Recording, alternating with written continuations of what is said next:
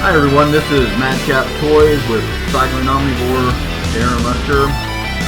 We are going to do a true toy review today. The toy that we're going to be reviewing is going to be the Star Wars Blockade Runner, which is mint in box and has never been opened before. And unfortunately, I may eventually open it up because I checked out the batteries today and to see if the push buttons worked, and they don't work, so I don't want a chance, sadly, the batteries corroding on my toy that is currently mint in box, never removed.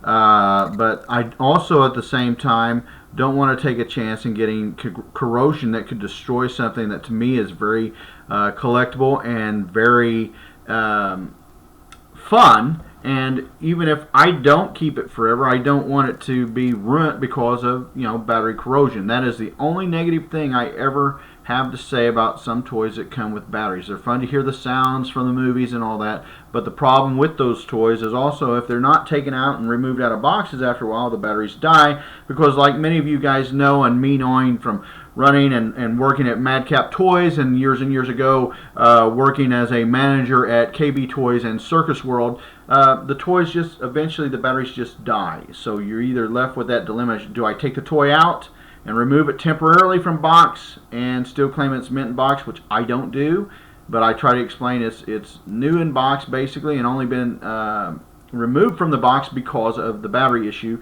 But some collectors get that and dig that and others don't. But anyway, let's take a look at this toy today. Alright, this toy here, I'm going to try to adjust it down a little bit. My camera's giving me grief for some reason today. Maybe I'll just take and work this up here. I got a new camera that we're trying to work with, so excuse me. Alright, let's do it just this way. Get through this grief here. Going this way. Okay, this is the Star Wars collector fleet. Okay, it's got its little seal. You can see the little push hose right here that I was talking about, backwards and everything. They're not working. Okay, well, this toy is brand new. It's not broken, but the problem is, again, the batteries that we talked about. You can look around at the entirety of the box here. So you can flip it like so. Again, starting from the rear end of it to the front of it.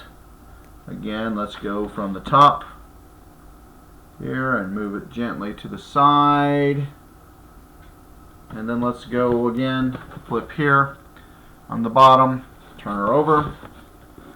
Okay, and you're seeing the symbols and the viewage of the item. My favorite viewpoint of this toy is back here. Built in 1996, a Lucas limited edition kind of thing, produced by Hasbro.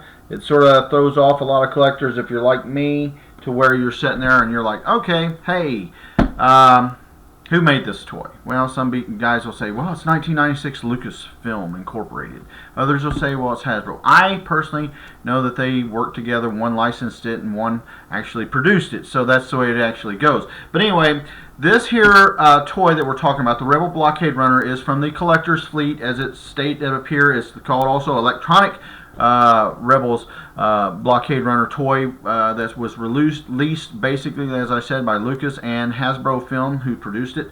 It's got the authentically styled replica sounds with the lights and the display stand and all that stuff, so you can basically take it out and set it up and everything and have it as a display in your display room or with your display fleet with other collectors fleet ships or vehicles. The biggest negative again is, when I first got into this, I thought, oh boy, maybe they'll make something to where we can take and put some action figures in that thing, like some rebel soldiers, or maybe they'll make some pilots or commanders for the Blockade Runner or something of that line of toys. But no, they didn't. They just basically did like the Star Trek vehicles, where most of the time you just got a Star Trek vehicle that got a little stand and you just set it right there, or you could take and fly it around and play with it, or whatever the case is that you wanted to do at the time, which we did as kids. But these things are just basically there to just take and look good, just take and look pretty, and trying to take and set it right there and just look nice. That's fine. But again, I like things that I can put my action figures in so that I can make dioramas, because it's sort of hard to make a diorama with a vehicle that nobody can be seen working on or working in, or where the case may be. Again, this is pretty compatible with the Star Trek line, to where they just stand together. So if you're a fan of both, some people are in one universe or the other.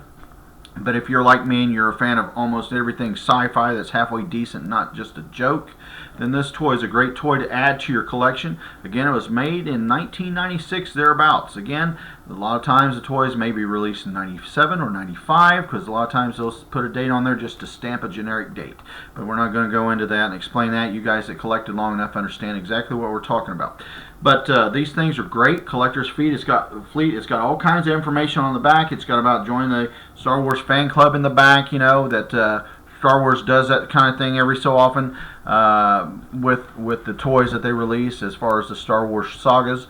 And you can just take and join the Star Wars universe. This here, though, like I said, it's got a lot of pluses to it. It looks good. The detail looks good. It brings you back to the New Hope idea, to where the ship is basically, you know, up there where you can see Princess Leia's people trying to escape with the plans of the Death Star, and you see old Lord Vader in your mind, if you're like me, that's seen the vision of that ship coming after them, the Star Destroyer chasing after them, shooting, blowing out the shield generator, and basically then the engine is disabled and they get boarded by the Imperial stormtroopers, etc. Darth Vader comes on and does all those things. But basically, guys, that's what we've got today. We're going to be putting out more videos. Hopefully we'll get our camera working a little bit better for us, so you won't have that big quirkiness going on. But we want to do more of these true toy reviews, true game reviews, and soon, and very soon, we're going to be having animation videos. But tell us what you think of this. Do you have this toy in your collection? What do you think of the Collector's Fleet? Are you like me? Do you like it to where you actually can have action figures in the ships, or do you like it where you have the best of both worlds, where some things you can just have as a display and maybe a piece to fly into an animation video? Or do you like it where you can just use it to have as a kid, like you used to as a kid, where you can put action figures in it and just sort of set up imaginary dioramas and scenes, movie scenes? And that's my question for you guys today. Please give us a thumbs up if you like this video and have found it helpful at all. If you would, we ask that you would subscribe to us, because that helps us out immensely. And for some reason, with YouTube's funny quirks that's going on right now, the subscriptions are going down a little bit on most everybody on YouTube. We also ask that you would give us a comment. Your comments are important. Don't forget to hit that little bell button down there on the side, because that will get you to follow along with us, and also let you know when we release new and various, I hope, interesting videos. Again, my name is Cycling Omnivore Darren Lester, and I am your host most of the time on Madcap Toys videos. So let me know what you think. Do you like this toy? Is it good enough for you? Do you want a toy like this? Well, if you do want a toy like this, be sure to visit our eBay store. And this toy here will be roughly $109.99, $110.95, somewhere around there. And you can get one and pick one up for your very own, put it in your room, and hopefully have a great and wonderful time and enjoy your toys, guys, because there's nothing like collecting toys, or toys are meant to be fun. Hopefully Hasbro will get that idea, and Disney, and they would start lowering the price of the toys so kids can enjoy the toys more, and start marketing toys to the kids instead of the collectors such as myself and many adults. But you guys have a great and wonderful day, and thank you for viewing this video, and thank you for your support. Have a great one, guys.